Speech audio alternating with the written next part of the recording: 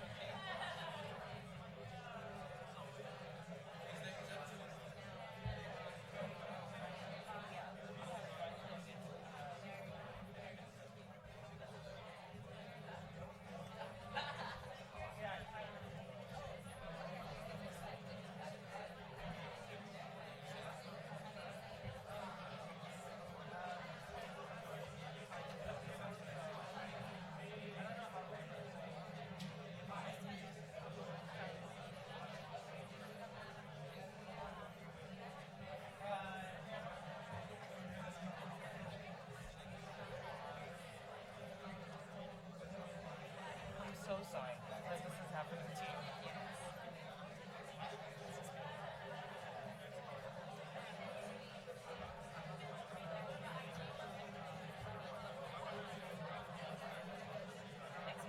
No, pleasure. Pleasure. This is the last day, right? Like this is over tomorrow. Okay.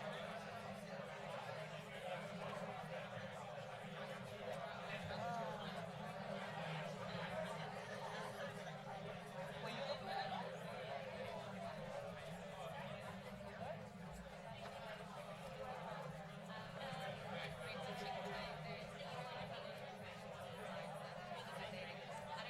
No, the look on your face. I think Talmuzi is emailing them to see that.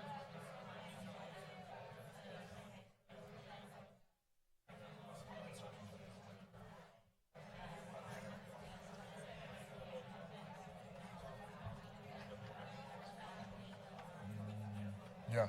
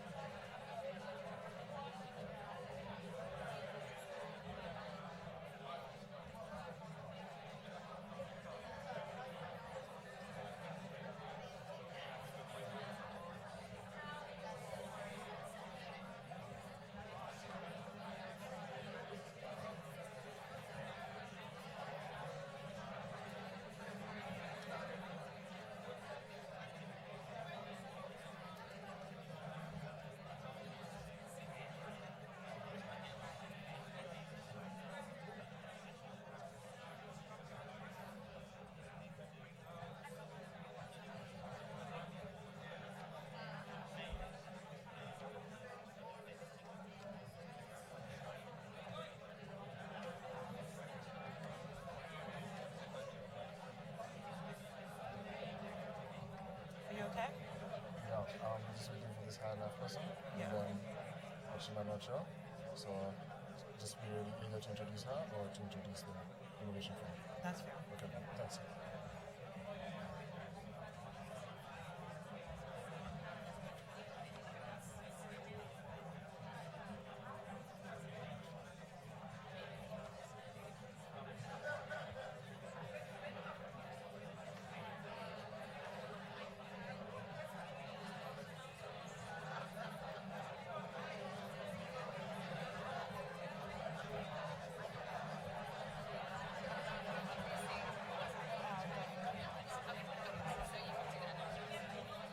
Right now?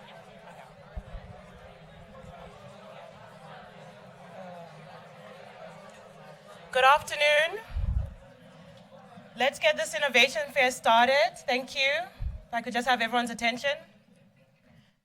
Thank you so much for your patience. Apologies for the delay. Welcome to the Innovation Fair. I'm very excited to be emceeing this. The innovators today are mid-stage startups, NGOs, and community-based organizations. They are here at the conference to attend professional skills training sessions, to network with other innovators, and have been paired with mentors in order to work on the pitches that they will be presenting to you today. They are competing for a £2,000 cash prize sponsored by the Higher Life Foundation. Just to get a few logistics out of the way, I will be introducing each innovator as they come up. There are 10 innovators. Each innovator will speak for 3 minutes. On this, we will be strict on time. After the session is over, there will be a networking lunch outside at which each innovator will showcase their projects. Every delegate is kindly requested to vote for their one favorite innovator. There are voting boxes outside. Every delegate has a voting slip within their delegate pack. Should you not have one, there are voting slips next to each voting station. Please pick your innovator based on 3 criteria. 1, novelty, how new is the idea? 2, relevance. To what extent does the idea address the pressing problem or need within their market? 3, feasibility. Is the innovation commercially and technically feasible? To start off, we will be having the Higher Life Foundation give a few words. They sponsored the entire innovation fair with £10,500 and are the reason why each innovator is here to present. If I could just pass over to Dalumuzi and Tanya.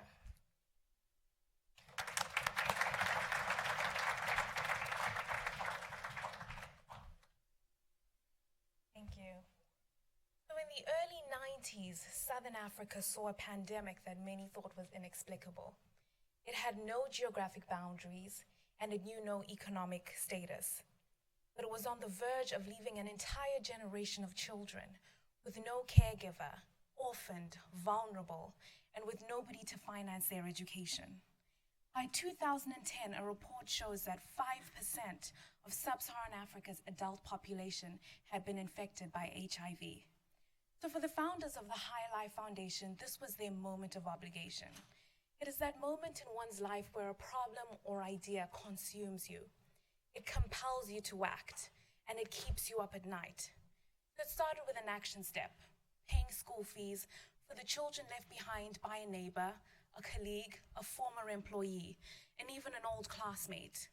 What started as one, more than a decade later, had become more than 100,000. But the challenge didn't stop there. We paid school fees, and yet statistics show that of the girls in Africa, 75% who enter primary school education, only 8% will ever make it to secondary school.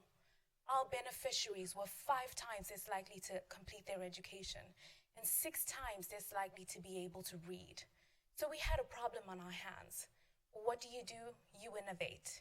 We created an online smart learning platform that would allow children across Zimbabwe to enhance their learning in order to mitigate the impact of this statistic. But how do you educate so many children, thousands, watch them graduate with their first degree in an economy like Zimbabwe where there are absolutely no jobs? We had to innovate again. We founded Muzinda Hub that today has trained more than 1,000 web developers that are sourcing jobs from abroad. So innovation is not confined to the next billion-dollar idea or the next gadget that is likely to save time, increase productivity, and increase the amount of profit a company or an NGO is likely to make. Well, NGOs don't make a profit, but you know what I mean. Innovation is an instrument for those who are compelled with the conviction to continuously affect change. So this year, the High Life celebrates 20 years of impacting more than 250,000 children directly or indirectly. It's one couple's vision, one company's financial contribution, and it is the use of innovation. Thank you.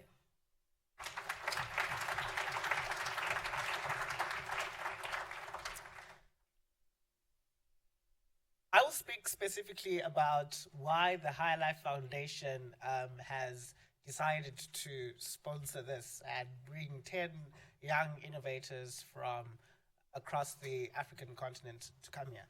Really, I think at the heart of it, really, our understanding of innovation is about how we see the world and the possibilities that we envision out of that.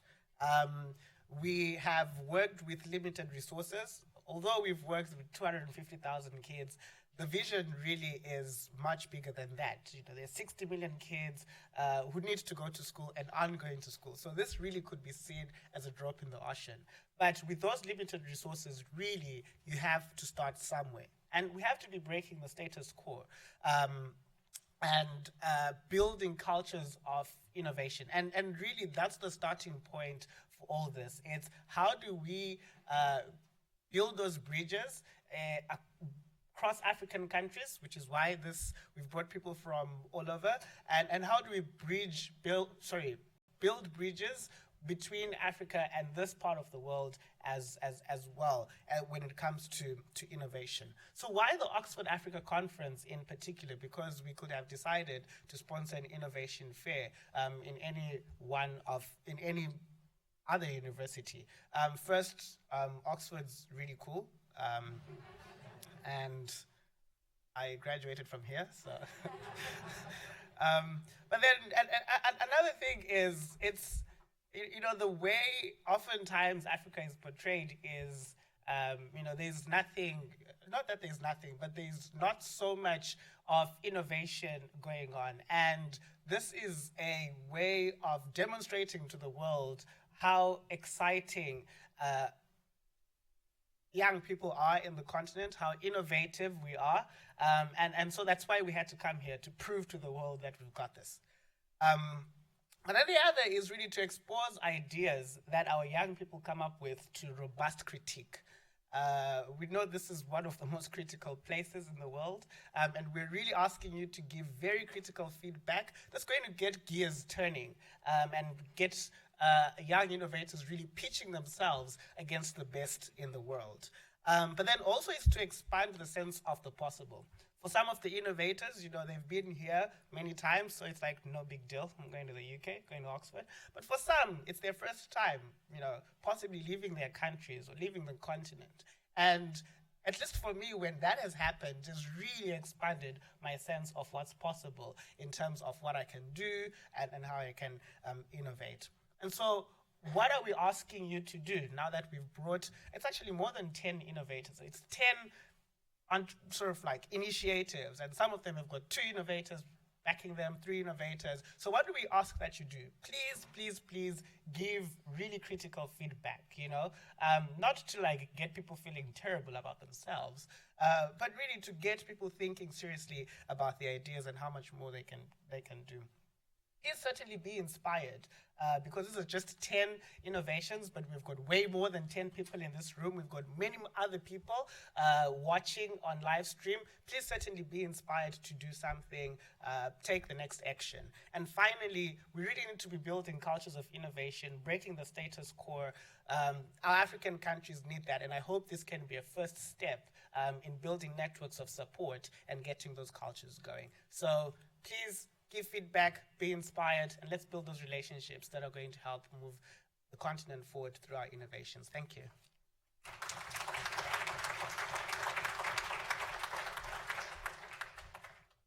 Thank you so much to the Higher Life Foundation. Before we start, just to repeat, please, every delegate vote at the voting stations that are outside. Voting slips are next to the voting boxes. So our first... you'll have to forgive me and technology. Bingo. Our first project is the African Prisons Project. They're an advocacy group that are advocating for humane treatment of every man, woman, and child in prisons in order to eradicate injustices and enable every prisoner to realize their human rights. Their aim, they envision a world where prisons respect human rights and all human rights are protected and fulfilled in every circumstance. I'd like to give the floor to the African Prisons Project.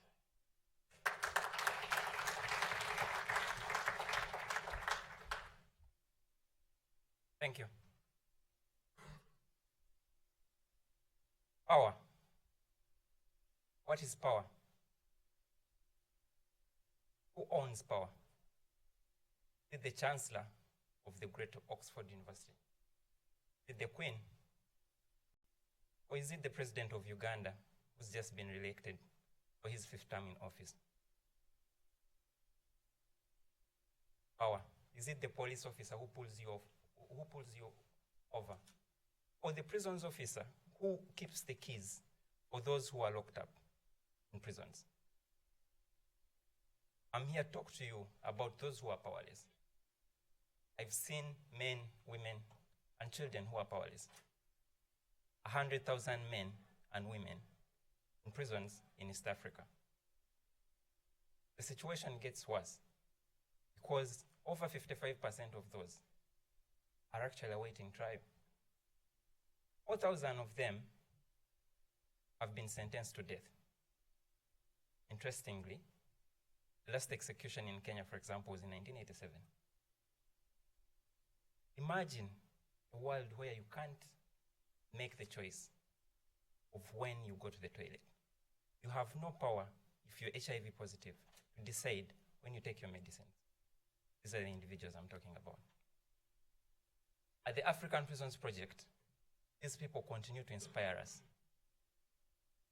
because we've seen that with £5,000, for example, we can invest in an individual, study law, who will go on to support 20 of his peers within a year to access justice. And I'll give you examples, live examples. On the left-hand side is a lady called Susan Chigula, who led 417 others in Uganda who petitioned against the mandatory death penalty successfully. After she'd done well, this was in 2008, one of our students in Kenya this year and 6 others tried a petition against the mandatory death penalty in Kenya as well. His judgment is next week.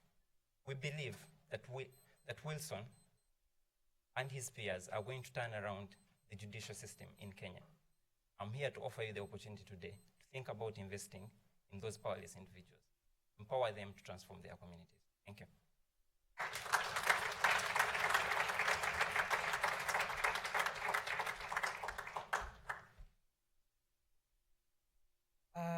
Thank you to the African Prisons Project. Next, we will have the Chalkboard Education. Chalkboard Education is a low-cost mobile application that allows universities, institutions, and companies to offer effective distance learning curricula anywhere and to anyone. Thank you.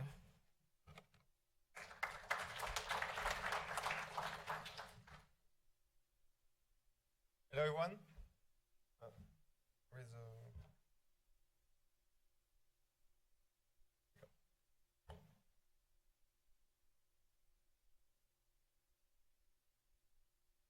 So this is Afua. I met her last year when me and my team were doing math. Afua had to drop out from the University of Ghana. Every year in Ghana, thousands drop out from universities for personal or technical. Among them, girls are particularly impacted because of domestic responsibilities or work, being full-time. But that's part of the problem. Because according to the UNESCO, next decade, 100 million people in Africa die to university. But because of poor infrastructures, that active technology, universities. E-learning is for this problem, but it has to be adapted. Developed Chalkboard Education for students and aspiring students. It is a mobile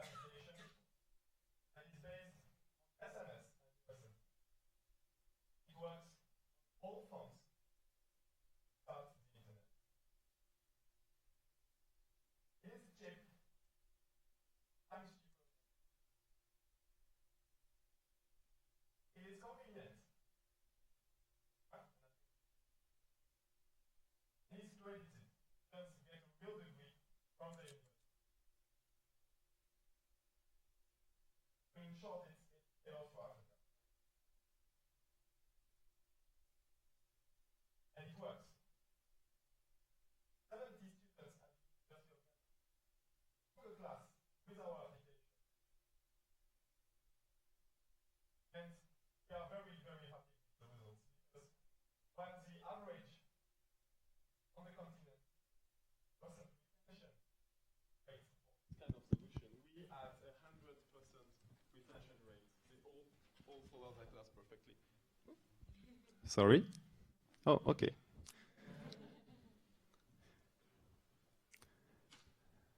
I mean, I'm almost finished, so sorry. I'm Adrian, and this is Mio, my partner. We moved into Ghana for this project, and we hope to grow Pan-African. But we need you on board to scale and to take it further. Thank you very much.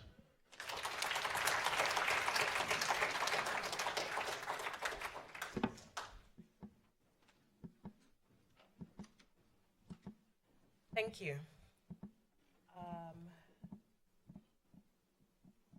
Our next innovator is Gifted Mom. Gifted Mom is an SMS and voice messaging platform that improves mother-to-child healthcare by providing stage-based and customized notifications to pregnant women on when they need healthcare. Can I please ask Gifted Mom to step forward? Thank you.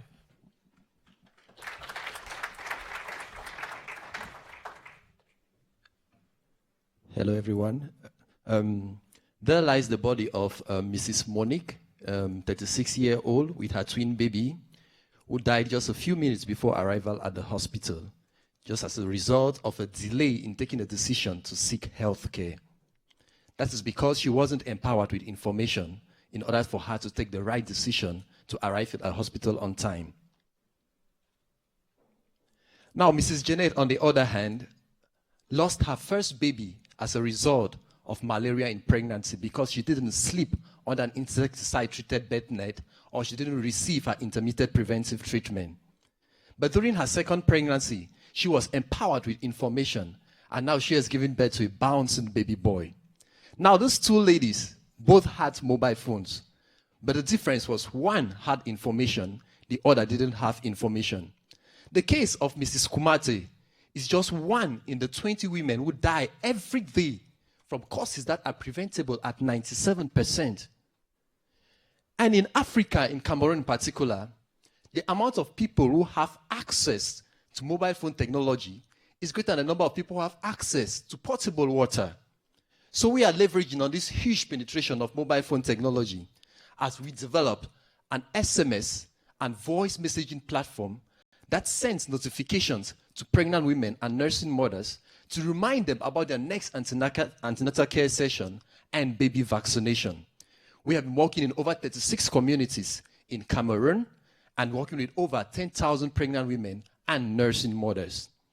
Now, the mobile health industry is on the rise in sub-Saharan Africa and is estimated to be at about $28.1 billion, with the fastest growth rate occurring in sub-Saharan Africa, which has about 71% of the world's disease burden and has about 50 million pregnant women annually. So we need to invest in these women. We need to invest in saving the lives of those women. Just imagine for a second that you weren't born today because your mother had a miscarriage. Just imagine for a second that the organizers of this African Innovation Fair couldn't organize it because they weren't born. Or imagine for a second that you are alive today and your mother is in the grave because she took the chances to give birth to you and lose her own life. We are Gifted Mom, and we are doing it for Cameroon, we are doing it for Africa, we are doing it for the world, and I know even the Queen of England supports what we do. Thank you very much.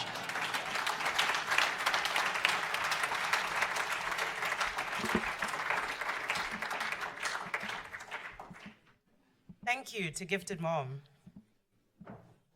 Our next project is Leti Arts.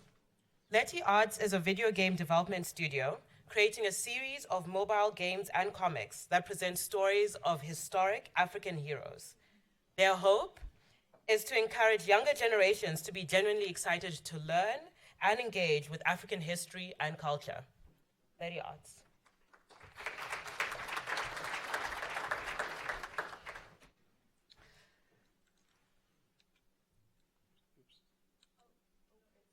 Is this one? Okay. Might be easier with this one. Okay.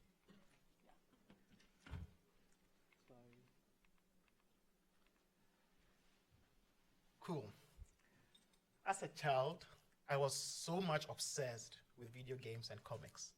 Just to see Thor stop a car with his club made me read about the Nordic god Thor. Where did that power come from? Hercules, He-Man, Superman.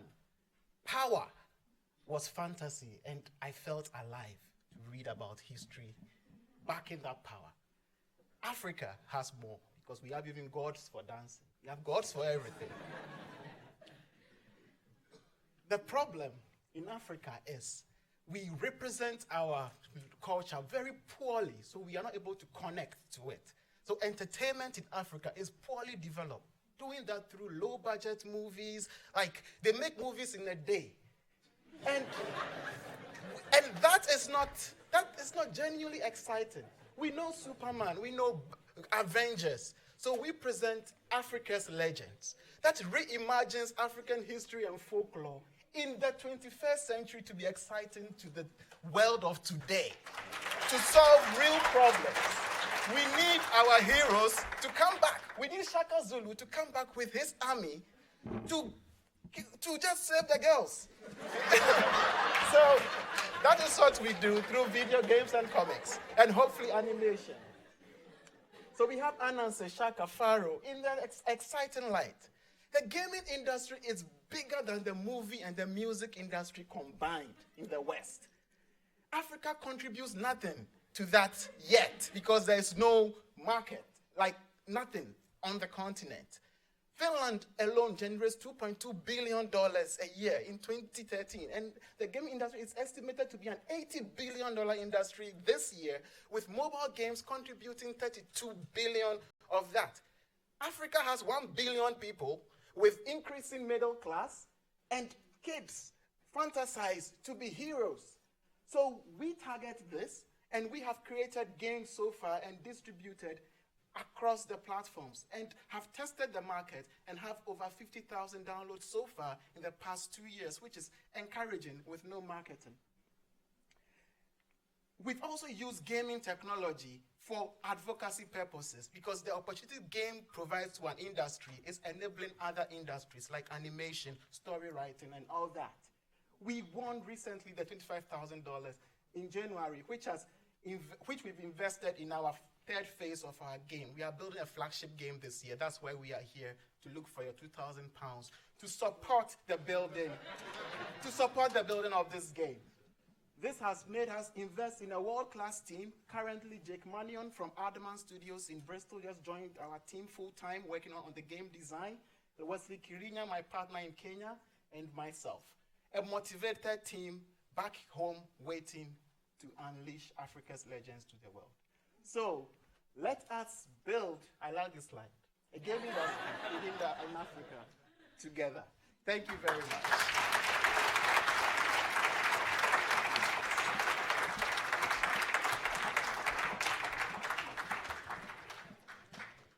Thank you to Leti Arts. I'm sorry that my presentations so far aren't going to be this exciting, but next we have the Modesty Group. The Modesty Group is a fashion line that aims to redefine the relationship people have with their clothes by providing clothing that is elegant, simple, comfortable, and adapted to client needs and beliefs. Can I please have Modesty Group?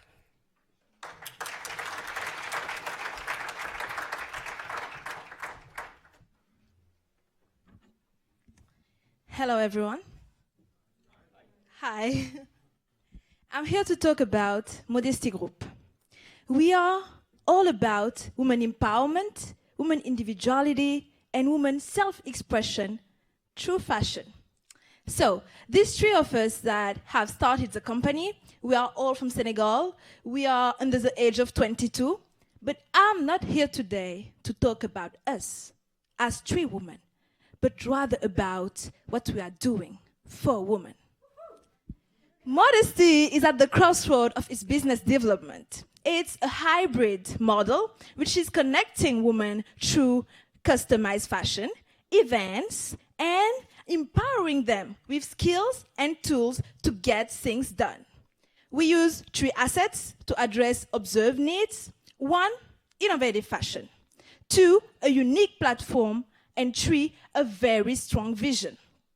Through customized clothes that are all made in Senegal, in a market dominated by importing clothing up to $5 billion, we have over 300 clients and more than 10,000 Facebook fans. We also have a modest, but keep growing, $3,500 revenue in 1 year, in 2015. We also offer a platform. We have events where we provide tutorials and do-it-yourself tips. But we have a very strong vision, and it's at the top of everything we do. We want to create a new and unique style inspired by culture of fusion for all women. And we also create a strong community of modesty ambassadors, men and women, who believe that women are not just what they wear, but what they do, and do not judge them on just what they wear. Let's celebrate individual ambition through fashion. And actually, our brand is not only about women who wear the scarf or not, but it's also about all women, everyone. So go on our website and take a look. Secondly, we have a platform which organizes once a year an event, the Woman to Woman Conference, and here we present fashion. We have exhibitors, artists, entrepreneurs, and we represent and celebrate women ambition and beauty in various sectors, from law to journalism to construction to higher education to agriculture. And by the way, it will take place next July in Dakar, Senegal, so if you want to come, you are more than welcome. You will have jollof right there. Therefore, ladies and gentlemen, we have a very strong vision for women with any ambition. Whether you want to be a race car driver or a femme fatale, you can do anything. You can be a professor enabling our youth, and also agriculture, farmer, our provider. Whether we win today or not, we are so honored to be here, and we will keep doing what we do, celebrate women's individuality. That way, we all win.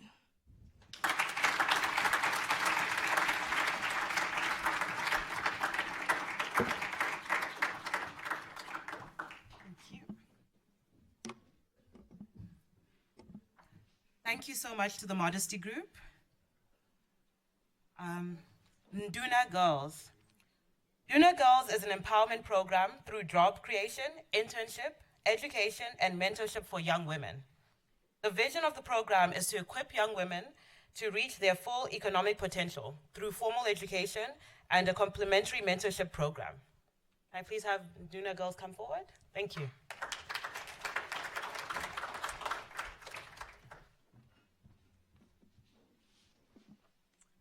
Thank you for this platform. All right, Sibs and I came all the way from Zimbabwe to ask you for the £2,000 to build a community club that will save the future for 300 young women. Duna Girls is a program or organization that empowers young women through improving access to jobs, education, and mentorship opportunities. And we do this through a 3-tier approach. This £2,000 will be used to develop the 3rd tier. In this tier, we work with disadvantaged girls from marginalized communities, which are usually rural communities. We cover their school fees, school uniforms, stationery, sanitary wear, and we give them a solar lamp to extend the daylight. Alongside this, we complement with a life skills mentorship training that augments the traditional education system. We're just a little over a year old, and so far, we have managed to sponsor 12 girls, administer 2 workshops, and do 6 field visits. So what we are finding from our experiences is that our workshops are proving to be the biggest tool. So the traditional education system gives the girls a quality education, but what we try to do is to develop their self-esteem, life skills, soft skills, in order for them to be able to have a healthy transition into adulthood. So we just do the sharing of the information and giving them their choices and options and exposing them to opportunities. But what we found is that the real magic of our workshops is the support networks that they build amongst themselves. So most of the girls that are on our program are either orphans or they come from backgrounds where their parents have abandoned them and they live with relatives and have no support system. And so basically, because they have similar backgrounds and circumstances, they're able then to leverage on each other's experiences and stories to come up with their own solutions for their own problems. Yeah. So basically, thank you. Sorry.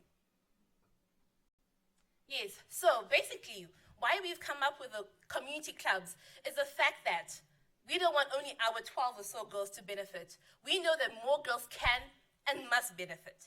And so with the community clubs, we intend to start in one community to develop a community club that will impact 300 young women. Through this community club, they will be able then to create their own support systems, create their own networks, share their own stories, come up with their own solutions for their own community challenges. And that is what it is that we want to do with the community clubs. So please go ahead and give us a 2,000 to get the girls going. Thank you.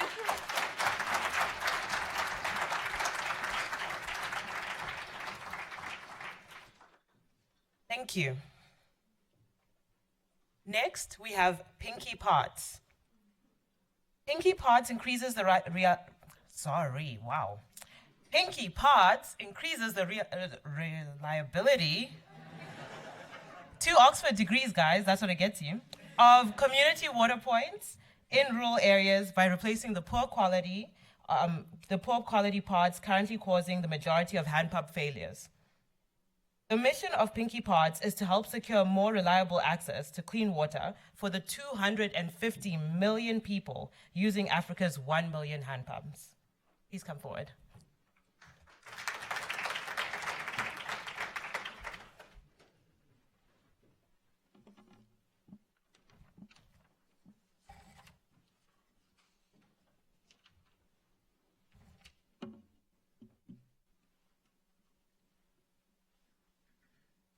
There is something remarkably strange failing water access in Africa. I first noticed it on backpacking trips. There are countless women and children walking really far in the blazing African sun to fetch water. But there are hand pumps standing idle because they aren't working. As a civil engineer, I wondered why the enormous sums of money had been spent all over the continent, but so much of it was being wasted. It was so perplexing that I came to Oxford to study rural water supply. I did fieldwork in Kenya, and there I met Idi, the gentlest and smartest hand pump mechanic. After spending much of that time in the field with him, following him around fixing hand pumps, I discovered that there are more than 250 million people that get clean water from Africa's 1 million hand pumps. Hand pumps which regularly fail because of this tiny part. I'm sorry if you can't see it properly. It really is a tiny part. It is a small rubber ring which acts as a seal 40 meters below ground inside a hand pump. I am holding up the reason why at any given time more than 1/3 of all hand pumps across Africa are not working. When this part fails, and boy, it fails often, there's not a single drop. I now think of it as the heart of a hand pump. These hand pump designs were finalized 30 years ago. Even then, seals were a problem. How can it still be the case? Perhaps it is such a challenging problem that to solve it requires unique insight, technical expertise, imagination, and stubbornness. Pinky Parts has all of these. I'm a civil engineer, so I make things. Tisetso is an industrial engineer, so he makes things better. And Margot is an African studies specialist, making sure we're onto the right stories. Today, we have access to low-cost plastics that are super long-lasting, low friction, and just completely incredible. They will outlive rubber many times over and save millions in hand pump repairs. To us, this rubber is dead.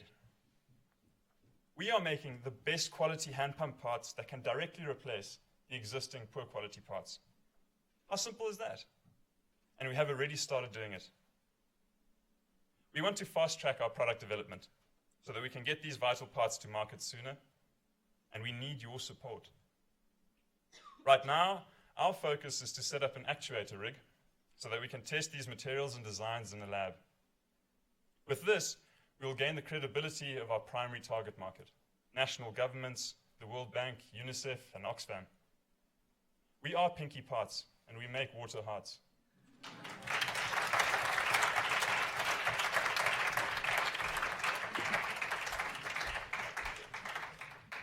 Thank you so much to Pinky Parts.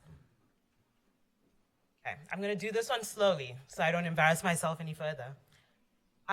Social Innovation Center for Youth, SICY, aspires to stimulate creative and collaborative thinking among the public, particularly youth, through mass media engagement.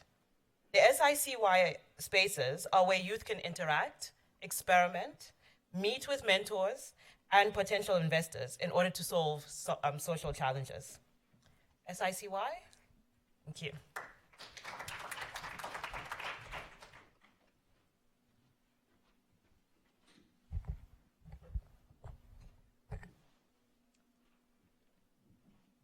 I can see all of you have enjoyed the presentations earlier and all the innovative ideas coming from Africa. You want to see more? I bet none of the innovations and ideas came from hubs that cultivated them through their downtimes. And if there are only a few more of innovation hubs, social innovation centers for young people, aspiring young people, how many of these more innovation fairs would be filled with innovative and talented young people? You can imagine.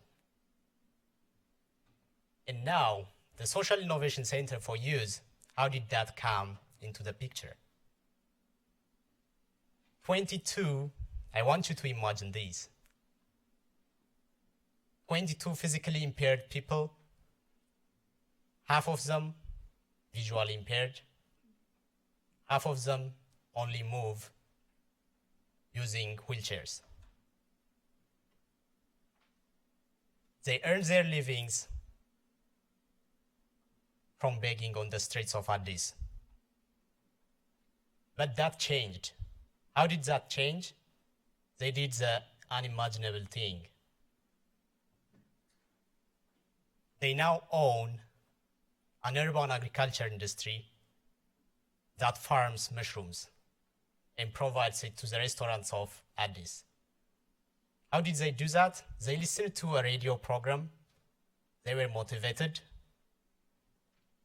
They knew each other.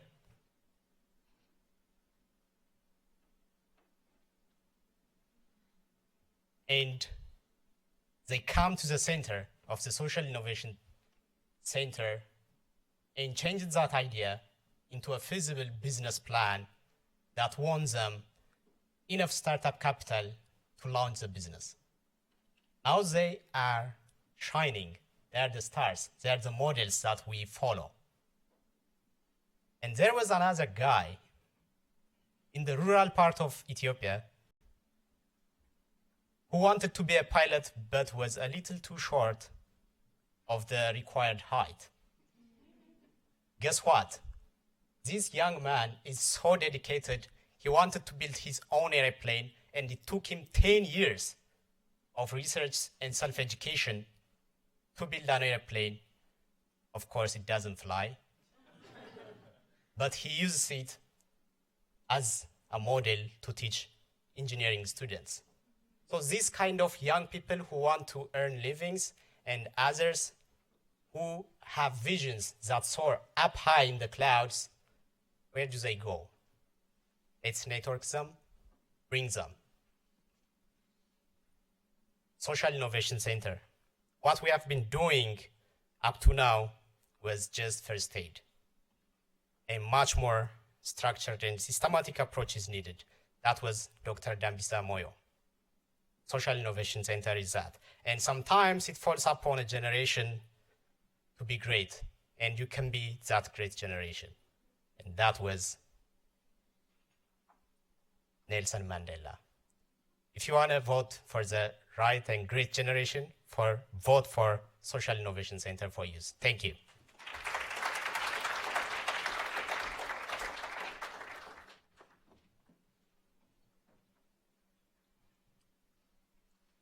Thank you. Next, we have Solar.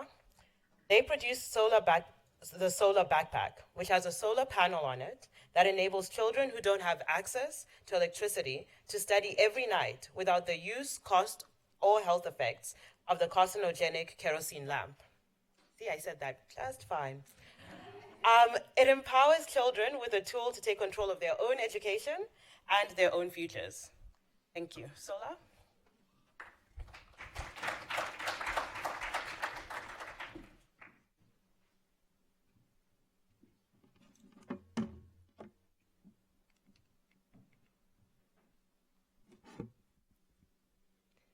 We all know that the lack of education is the #1 reason why kids don't get employment.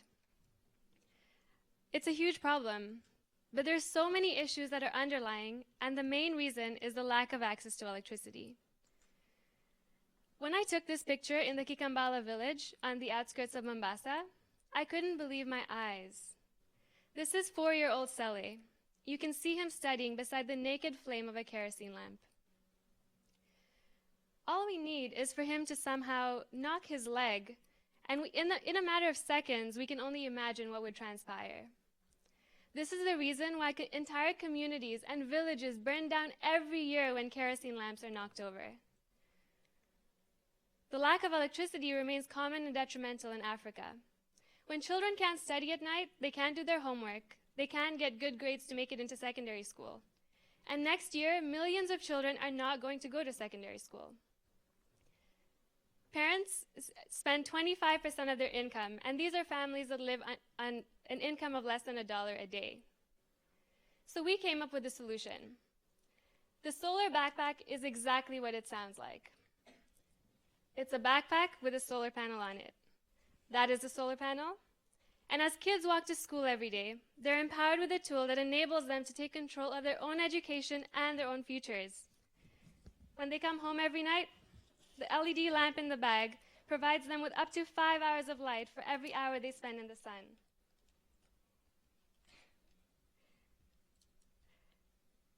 And the best part is, it actually works. For every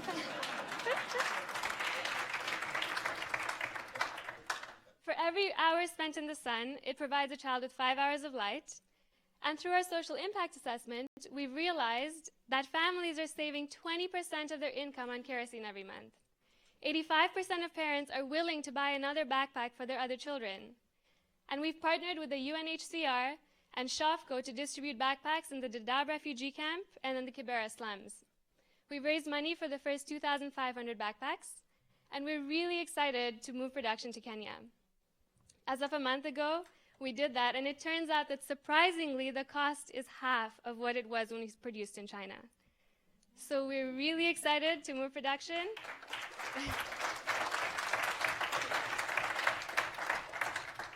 To generate even more employment, and to make sure that we can create as much social impact on the African continent as we can, and reach the 300 million children who could use this product. Our goal isn't just to give a child access to light, it's to make sure that every child's inner light can shine brighter. Thank you.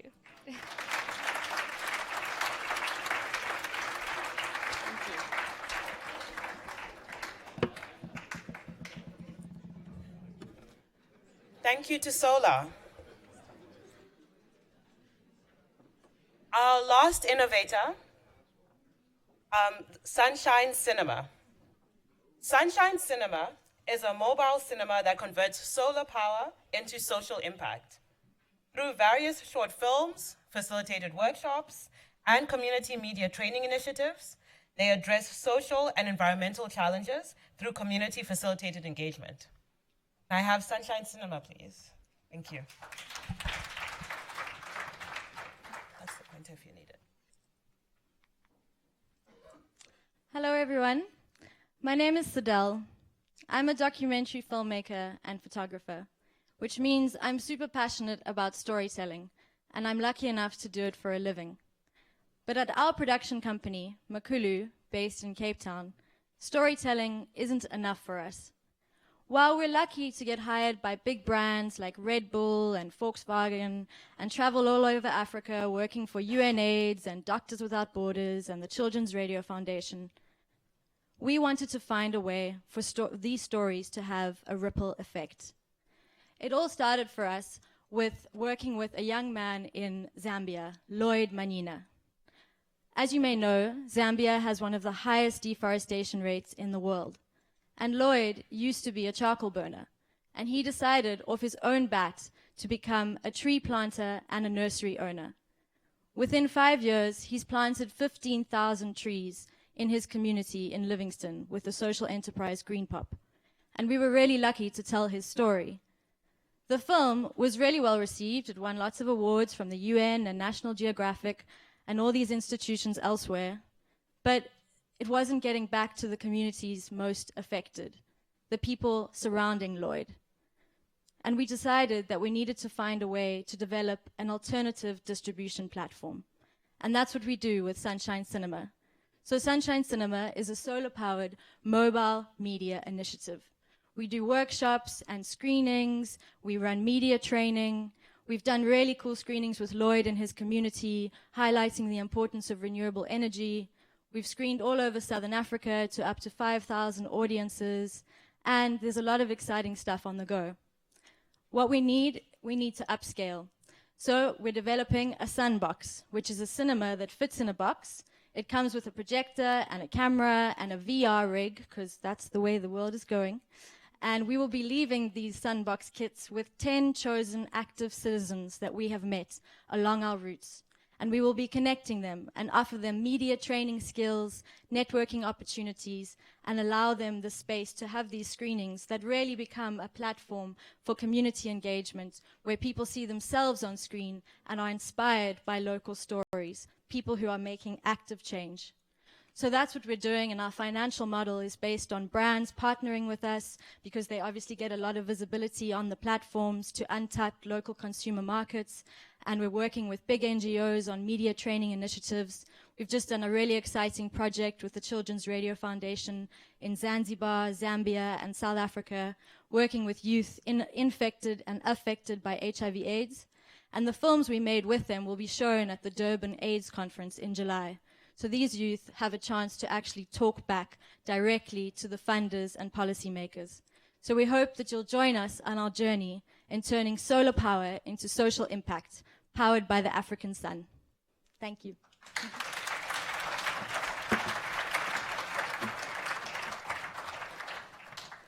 Thank you. So those are our 10 innovators. I just want to take just a little more of your time. We have Zona, who are a partner of the Oxford Africa Conference, and Mrs. Piri, their Chief Communications Officer, would like to just present a few words. Zona is a fintech company that has raised $22 million in funding, created 3,000 jobs through their agent networks, and are looking to recruit young Africans looking to come and work in the fintech revolution. Thank you. Thank you. We're very excited to be here, and thank you very much to the organizers for inviting us. We're here because we're looking for the best of the best that want to come back to Africa or come to Africa if you're not from Africa, to work either in the fintech revolution or in the social enterprise space. Our business model is very impactful. It creates jobs in the markets that we're in. In a lot of African countries, people depend on families and friends to be able to support them financially because of high unemployment, lack of social safety nets, and just because there's a lot of poverty as well. And so we enable that movement of money to help these communities to continue thriving through our network of agents. Through them, we've created 3,000 jobs. And it is rumored that Oxford has some of the best, and that's why we're here. Our CEO and our CFO are both MBA graduates of Oxford. And so we invite you, if you're interested in coming to work in Africa and to really make an impact in the markets, to please come and see me. I'll just be outside by the tables. A little caveat that I'll be leaving at 3, so please catch me before that. Thanks. So just a quick reminder of the logistics. Voting is open now until 5 p.m. Please vote for your one favorite innovator. Right now, there will be a networking lunch. Innovators will be outside, ready to answer any questions and will be showcasing their products. Voting slips can be found next to the green voting boxes outside. Thank you so much, and good luck to the innovators.